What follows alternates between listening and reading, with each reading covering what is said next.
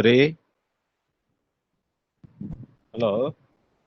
Sir okay okay. மாத்திருவா sir, உங்களை வாஸ்ட்டு மாத்திருவா. இப்போ நாம என்ன பண்ணணும்? அவனுக்கு நம்ம ஏதாவது பண்ணணுமா இல்ல அவர் அப்படியே பண்ணா போதுமா? வரும்போது அப்படியே அவர் ப்ரெசென்ட் பண்ணிக்கிட்டுங்க சார். நீங்க வந்து சரி ஓகே. அந்த மியூட் அவரு ஆரம்பிச்சதுக்கு அப்புறமா எல்லாரும் வந்ததுக்கு அப்புறமா மியூட் ஆல் மட்டும் கொடுங்க. மற்றவங்க அவர் ப்ரெசென்ட் பண்ணதுக்கு அப்புறமா சரி மியூட் ஆல், ஓகே. மற்றவங்க எல்லாம் மியூட் ஆயிடுவாங்க சார். ஓகே. சரிங்களா sir? Okay sir. Thank you thank you.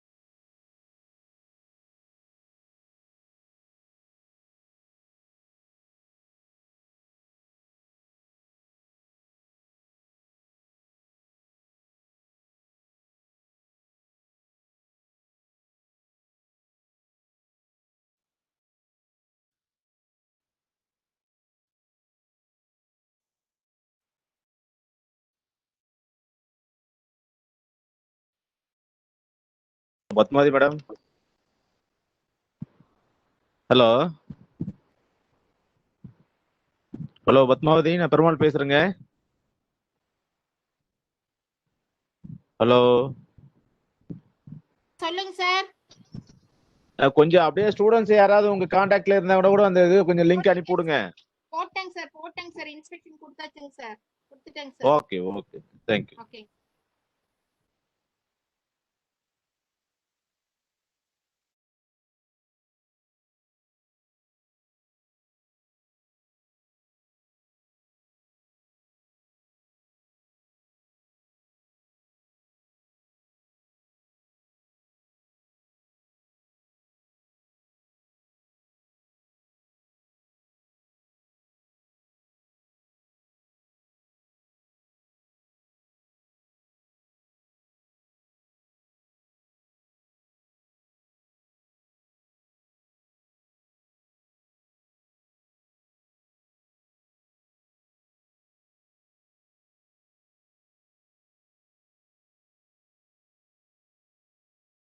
Hello Rupesh.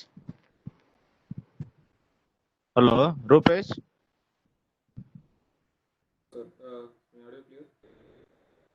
Hello sir. Rupesh கேக்குதுங்களா? Yes sir.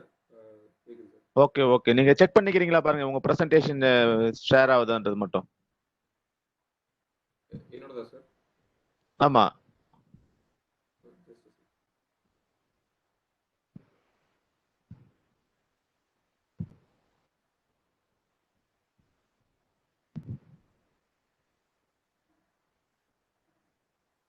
Okay okay, which is visible. Okay sir.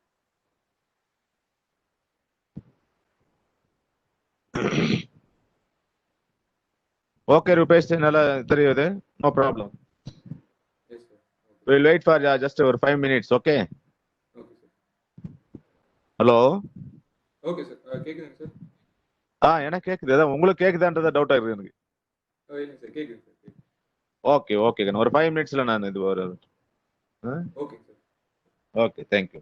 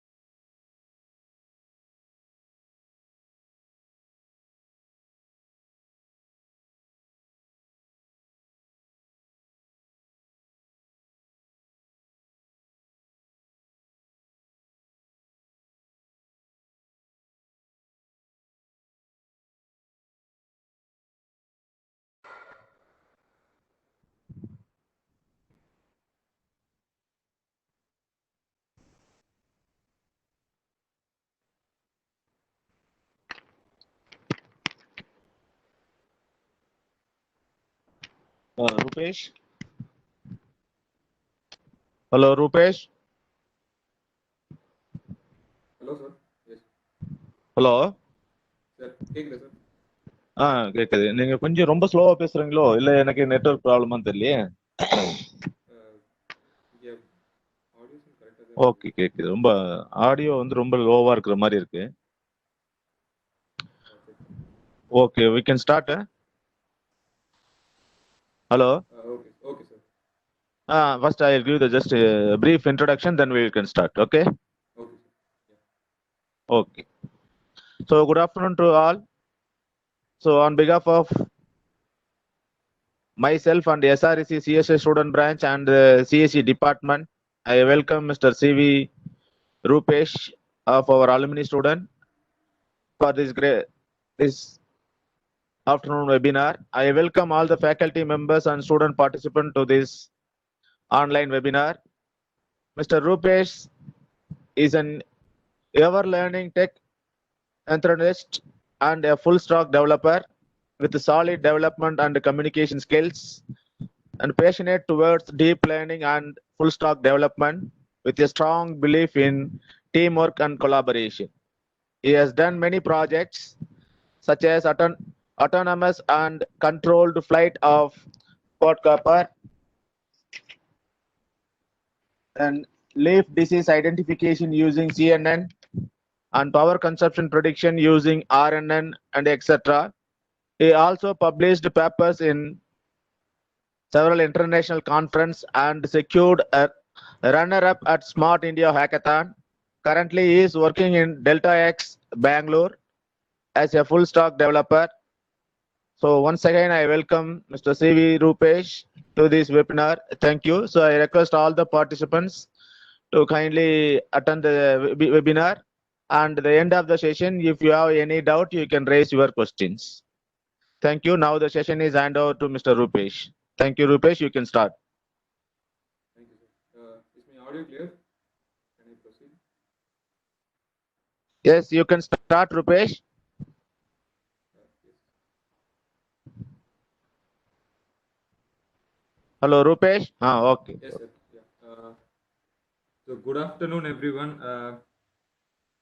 I am Rupesh. Sir gave an introduction about me. So I will be sharing some thoughts towards REST APIs and so a basic introduction towards REST APIs and why, what, and how. So I believe addressing these three issues in any tech domain will actually enable us to start working on those things in a good manner. So when we have a question regarding REST APIs, first what I believe is the fact that we should have a good understanding of why it was created at the first place. Why there was a need to invent or to create REST API in the first place when there was an internet and it was working in a perfect situation. So you don't have to remember or think of any special keywords or definitions. Just forget about everything, and I'll take you to a past where internet didn't even exist. Okay, so forget everything and come inside. So we're going back in time, and in 1969, there were two students, Charlie Klein and Bill Duell. They set up two computers nearby, and they tried sending a message. It's a text message, a word login, and when two characters were sent, the system crashed off, and when they rebooted the RAM and when they checked it, the message was transferred from computer A to B, and that was the first message to have traveled across the internet, and that is how internet was born. So I think we went too far. Let me just fast forward you to the current technology now. So in 1970, TCP IP, you know the protocol, right? The TCP IP was developed, and it became the standard networking protocol for the ARPANET. ARPANET was a net which was handled by the American Society for Internet Access. So in 1980s, NSF Net created network access to supercomputer sites in United States. So it united all the supercomputers which were present till that date, and they created a network uh, to communicate with educational organizations to share the data. And in 1990, commercial internet services began emerging, and ARPANET was decommissioned. ARPANET was a private organization, and it was no more private because internet was made available to the public, and commercial internet service providers began emerging. They leased some regions or data communication parts, and they started to sell it. And so the ARPANET was no more a practical decision to have it in a private environment, so they decommissioned it. So the final restrictions on the use of internet was actually revoked, and it was a commercial medium in 1990. So this is how internet was made available to all the users privately and publicly towards the internet. So so this is in the view of a common man. So as a developer, the need was to, so we now have a connected network, an internet which can scale up to continents and uh, any places in just a matter of seconds. So what is a challenge? What is the advantage of this is they should be able to develop programs or install programs which would communicate each other in this internet. So to make use of this medium in a high efficient manner.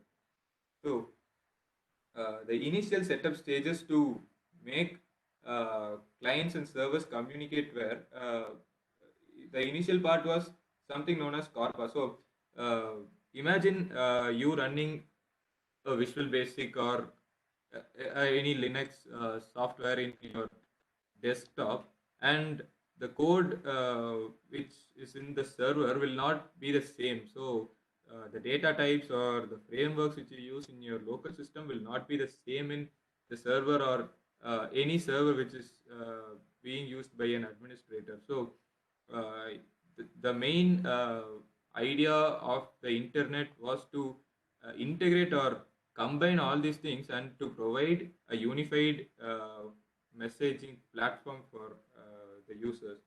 So Corba was an architecture which separated the client and the server, but uniting both in a common interface decision. So they had a proxy in the sense they had a middleware or a machine which would uh, communicate with the client and the server according to some common interfaces.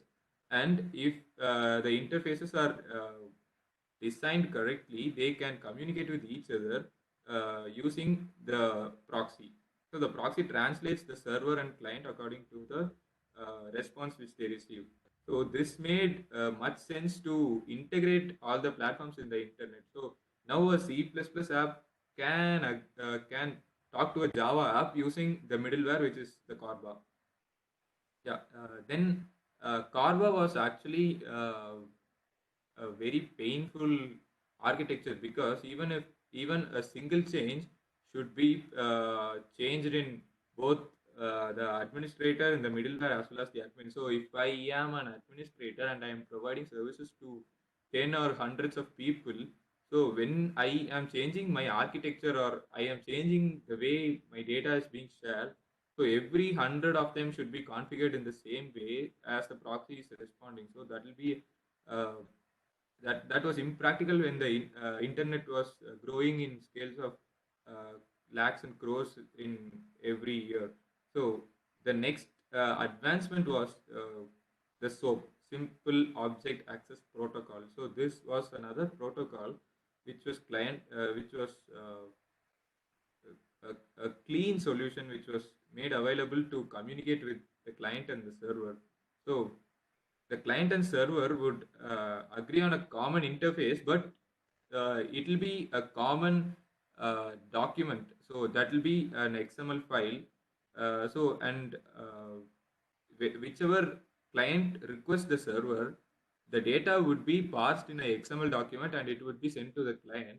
So it would be the client's responsibility to uh, de- uh, deserialize it and use it in their application. So uh, you should note that before SOAP was actually used, client systems were not that powerful to deserialize and use the data. So they were just used to project the data and they were used to send requests. So whenever uh, client systems was emerging and they become more powerful, they were able to handle their own data. So this paved way for SOAP to be implemented in large spectrum. So by enabling the cloud to process the information and the server uh, to just accept the request and process them and just to enable them the required amount of the correct data which is required for them. So we were discussing so much in such a time lapse. We went to the birth of the internet, and so then we end up in the same question: why do we need REST API in this case? So yeah, the first thing was uh, internet is ever growing, and the second thing was XML was a pain. XML was a pain in the sense XML is uh, a very uh, cost high approach to parse and deparse it, and it was the readability for an XML document also was very low when compared to any other documents. So uh, it was actually not a good idea to use SOAP anymore for transaction across the internet. So we would have needed another idea, another more easier protocol or design strategy to communicate the client and the server with each other. So and the SOAP and everything was uh, it was not compatible across many devices. For example, if you needed to uh, to pass an XML in Java, it there are libraries, but imagine when there were no libraries and it was manual code to every time deparse the XML document and work it. The cost was high and the efficiency was not that good. So XML was no more a good decision when the internet was evolving in a high scale. And the designing was complex. If you needed to use a login screen, you needed to uh, build everything from scratch for parsing the XML document and just imagine a login screen is just a basic screen of an application. So even a login screen uh, involved so much time consuming designs, so which wasn't a good strategy when building a large application. So and then security is still a concern, but compared to SOAP, now we're handling it good. So at that time security was not handled correctly in the SOAP.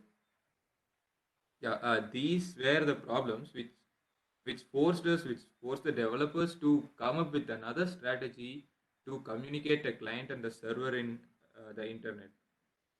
So what is REST API now? So we just we just knew how the system was and what was actually needed, and then REST API was created. Now we'll look into what REST API really is. REST API is a design strategy. Okay, so it is not a language specific or framework specific thing. It is a design concept which can be implemented uh, in any domain of the internet. So REST actually stands for representational state transfer, uh, which uh, which roughly explains that the state is just being transferred across the internet. So there will be a state for the client as well as the server, uh, which will be transferred when a request is being approached towards it. So the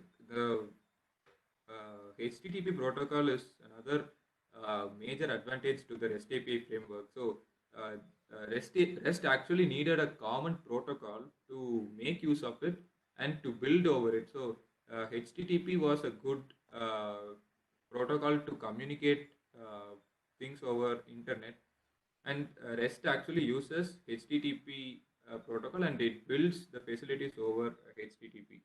So if you can see the diagram, there is a server which is being hosted anywhere. If you see, for example, we can take Google.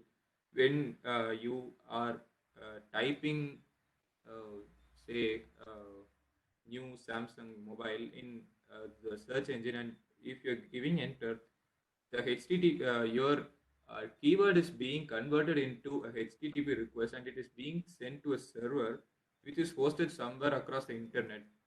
So when it is being sent to the server identifies a keyword and it sends the data for Samsung mobile and it gives a response to this, which is being displayed, deparsed and displayed by your browser. So I mean again, REST is a style and it is not a standard to develop across platforms.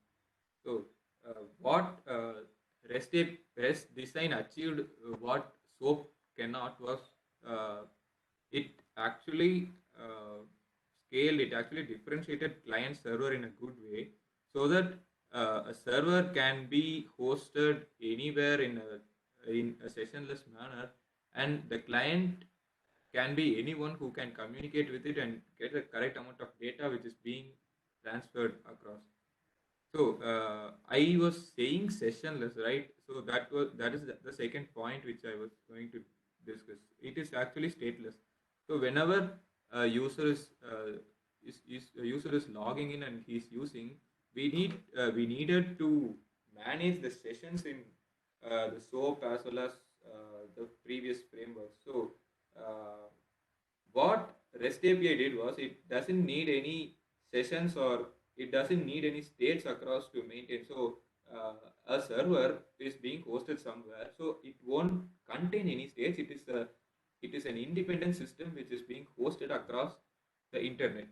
So to manage the session or to manage the states, what we're doing is we are just uh, making a key to be assigned to the user, and whenever the key is being sent by the user to the session or to the server, that particular session is being identified and the response was provided. So if he hits the server with the correct amount of correct server key, then he'll get the request. So we this actually pretty much sums it up, and we won't need another session or any particular variable to be revoked and to be used to maintain to maintain a session actually. So another thing was the efficiency. Efficiency was mainly due to cacheable data. So uh, when you need when I am giving out a value, for example, I am giving out a search result for Samsung mobile uh, uh, to hundreds of people at the same time. Every time my REST API need not uh, search it, or it doesn't need to process the information to hundreds of people and to they should need to send data. It can be processed once and it can be stored in the cache, which is a temporary storage location for the server. And whenever another user needs this information, it is actually sent because it is actually stored in the server after processing. It is a ready data which is being cached in the server. So it actually in real time it creates a lot of difference in the speed of the server and uniform interface. So I was telling you that XML was a pain and it can't be a good strategy in using, right? So uh, what REST API used to dethrone XML was using JSON. JSON was the go-to medium for REST API because the cost of parsing and deparsing it is actually very low, and it was also readable by a developer easily. So it was a win-win situation in all the cases. And the layered system, yeah, if you can see uh, the diagram here, the client, the server, and the database, the REST API and the database are layered correctly so that it is loosely coupled across multiple architectures, where one part of code being damaged will not hurt the another. So, and also when you are developing or debugging this API design, you will actually find the place where the error is happening, because it is a layered architecture and it will be uniquely identified whenever an error is happening. Yeah, so I was telling about HTTP protocols and how REST API used it. So this is how HTTP verbs actually aid in the development of REST. So HTTP verbs are of basically 5 types, which is get, post, put, patch, and delete. So which will be used along with every request to uniquely identify what uh, the client actually need, and uh, to separate the get and post calls in a server. So an example for this HTTP request would be, consider a mobile app you're using, and if you need an address of the user ID 1, so this will be a get request to the server, in the sense you need some data to get, and the URL would be assigned in the readable manner, and it will be sent to the API, which is which will be parsed as a JSON. If you notice the response, it will be parsed as a JSON, so that it can be evenly identified by both the uh, community, and it can be used to communicate. Okay, so this is what REST API is, and I think uh, we went through 2 topics, and we're in the third topic now: how to design a REST API. So we'll have a classic example now, and that would be a to-do application. So you will basically need to sort out some daily activities, and you would need a to-do application to do it.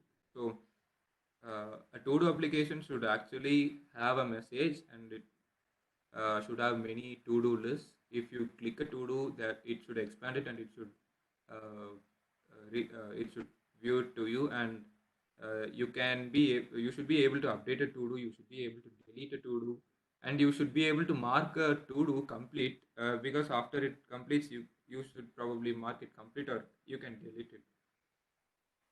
So yeah, next phase is designing the API endpoints for a to-do application. The next thing would be to identify to-do as an entity. So in the database, we'll store to-do as a table. Imagine entities as tables. So to-do will be a table which has IDs, or ID, title, message, and any other values if you need to give it, and it will be created as a database. So for every table or for every entity, we will build an API for that. So every entity needs an API. So slash to-dos would be the API endpoint, and if you use slash to-dos and if you use get method, it gets all the to-dos for a particular user. And if you use slash to-dos and slash ID, it will get a single to-do based on the ID of the to-do list. So if you're clicking the second to-do, this ID will be 2, and it will fetch you the second to-do list. And if you need to add a value to add a to-do to the database, you should use post verb and slash to-dos endpoint. Put actually updates uh, a certain to-do, so it should need the ID to be sent with the parameter. And patch is a form of advanced it's a dynamic endpoint where you should be able to only modify a certain value in the entire entity. So basically, if you need to update only the title of the to do, you can use a patch request to just patch the new value with the old value and update the database. So we will discuss more on put and patch later. And delete actually deletes the data, and we are using patch request to mark a to do complete. We will just need to ensure that it is complete or not. So that will just be one value. So we can use a patch to identify it. Yeah. Uh, so I will be showing a demo with ASP.NET Core and C Sharp. You are free to go with any language because REST is actually a design and it can be developed in any language. Uh, so if you're uh, starting to build a REST API, be sure to identify your front end and back end and ensure which suits you, which framework suits you, and start building on it. I'll show an example using .NET Core on C Sharp. So .NET Core, I'll just give an intro about it. So .NET Core is a MVC application, which is a model view controller application. So which has all the frameworks to communicate with the backend and to provide a response to the user based on the requests it receives.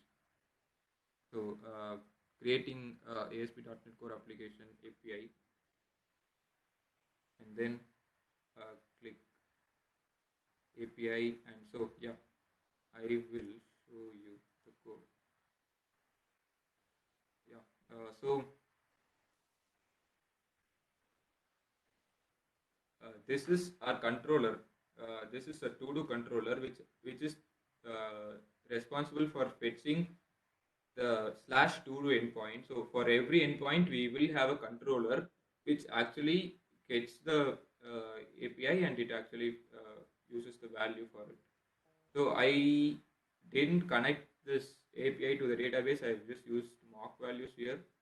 So I have declared a static list which will provide values. So HTTP get, so this function is annotated with HTTP get verb. So which basically tells that this program will be executed whenever there is HTTP get request with to do endpoint. So when this to do controller is being hit by a get verb, this function will be used to return the value. So this function is returning a JSON which serializes the list of all the to dos, and HTTP get of this particular ID returns the particular to do here, and post updates to do put post adds a to do and put updates a to do, deletes a to do of the list. So yeah, this is actually hosted in my local system with port 44336, and whenever this port is opened, it will create a get request to 44336 and we can view it here. Yeah, so if you see this, the request method is get and the URL is the local host slash to do. So slash to do is our endpoint to make it communicate with the correct controller, and get is the method. So it has received a response of a list of JSON values which is being shown in the web page. So this is a list of 3 to dos which is complete, is false, so it is not yet completed, and the message and the title. So I will use Postman to generate other HTTP calls. So when sending a GET request, I will receive this as the output or the response. So we'll use get, and we'll use for ID1, we'll fetch the ID1 alone. So this to-do/1 actually maps it to HTTP get of ID. So whatever comes after HTTP to-do/ a number, it is fetched as ID, and it is being fetched here, and the respective ID is being fetched, and it is returned as the result in the to-do. So if I send request, yeah, my postman receives this as the response. So the ID is one title, and the message is being returned, so we can use it in our view. Similarly, for maybe ID2, it returns the second value here. And if you are planning to add a value, I'm sending a JSON value with a title, don't water the plants, and with a message, hello, this is a message to /todo endpoint. Yeah, it adds a value. I have designed it like it should add a new value, and it should return the to-do list after the value is being added. So we now have ID1, second ID, and third ID, and our new fourth ID, which says, yeah, to-do number 4. I have just hard coded it here. To-do number 4, and hey, this is to-do number. I just hard coded it here. So this is our fourth. We won't even need a body to send it. So if you send it, you can receive another fourth card. So, and updating a specific to-do, if you can update a specific to-do here. Yes, the first ID is the title is being changed as don't water the plants, and hello, this is the message. So put endpoint actually updates the value of the first to-do with respect to the ID which is being got here. And delete request, if I'm sending a first to-do list is deleted, and we now have only ID 2 and 3 here. So this is how it will be managed in a database. So the important thing I wanted to stress here is, if I use a get request again, so this is returning the first,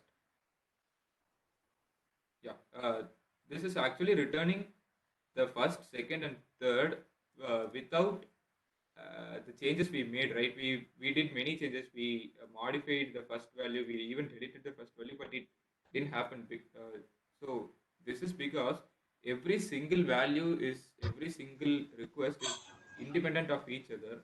So it is not actually using the values to modify another request. One request is not influencing, or one request is not using another influencing another request to modify values. So we won't need a session or any value to maintain this. Every single request or transaction is actually a standalone transaction which is being handled across the internet.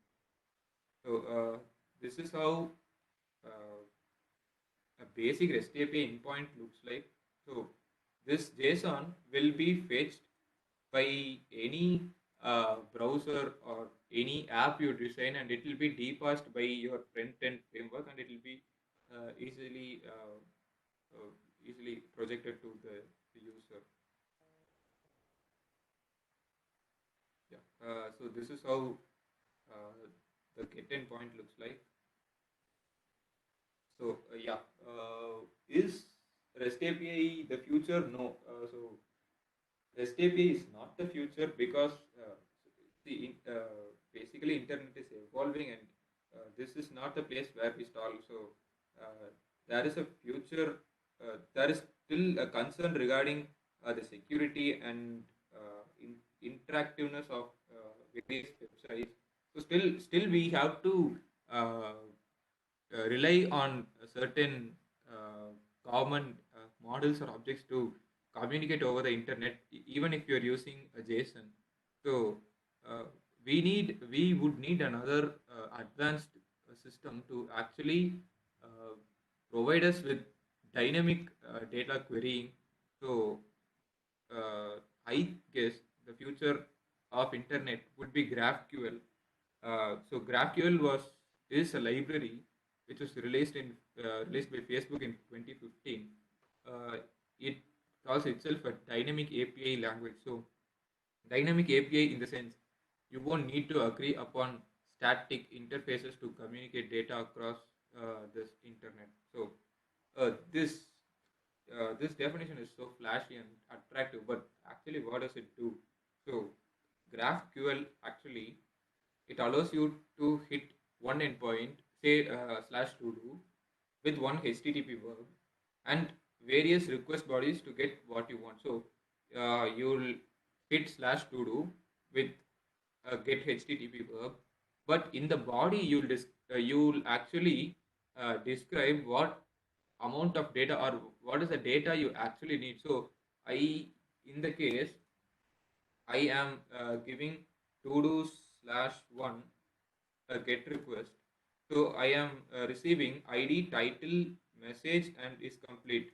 So in a situation where there are hundreds of columns and in a place where I won't need, I only need message and the title, and when I don't need ID or is complete, I cannot do anything when comparing a REST API. So it will just return the value, it will just return the entire object for the single endpoint. So it is not completely dynamic, right? So what GraphQL does is you can use a get endpoint, you can use a to do slash one, and you can actually specify them as a query what you actually need. So if I need title and message, so roughly this can be it can be generated as a query to make the GraphQL understand, and it will return only those certain values to the client, making it completely dynamic to fetch the values. Uh, so yeah, this is an example query which is used by GraphQL. So GraphQL uses this is the query. It states that it needs all links object. Inside all links object URL and posted by name votes link URL is needed. So GraphQL, the server actually fetches the request and it prepares the data according to this. It will create a all links object and it will fetch its requested particular URL and all the values. It will generate an object and it will return to the client where he can use that in the dynamic manner. So this actually means the future, but it has many runtime issues, so which is being uh, handled by Facebook right now. So it is still in a development space. So still it is providing a good production environment to the developers. So yeah, when we are speaking about GraphQL, um, so this question is mandatory, REST versus GraphQL. Same like Carva versus SOAP and SOAP versus REST. So this is the next gen, and REST versus GraphQL. Since GraphQL is a new technology and it can be exciting, it is important to understand the trade-off before getting inside a new technology. So if everyone is going to be a developer, so if you are a developer, the first thing you should understand in a real-time environment is you don't need the best software in the market for your app. You should just need uh, the recommended or a framework which would actually suit you. So if if GraphQL is latest, I just can't get inside GraphQL and start building applications. So as a developer, we should be able to differentiate the things between what is actually good and what we actually need. So the first preference should be what we actually need, and then filtering what is actually good based on the needs is a good strategy. So when comparing GraphQL and REST, it is like comparing SQL and NoSQL data. So REST actually uses certain relations to map objects and to provide response for those objects. So if you use a GraphQL, you will be working dynamically across the database, and if you are cool with it, if you're okay with it, you can design a GraphQL API. Or when you have very less data to travel across the internet, and you are not going to configure it across every since now and then, I would personally prefer REST as a good strategy for developing APIs. Yeah.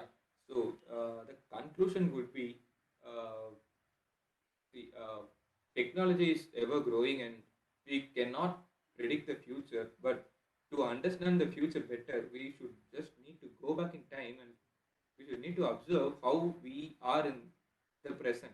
So we just need to get back in time now and then, and we should just observe how we scaled across every single architecture. So this would actually mean us to build even more optimized solution with the present technologies. So yeah, as technologists, we shape the future. So it will be valuable for us to get to the past and observe it. Yeah, that will be the end of this discussion, and I am waiting to solve your doubts if any. Thank you, Rupesh. So, participants, is there any questions? If you have any queries, you can raise your query.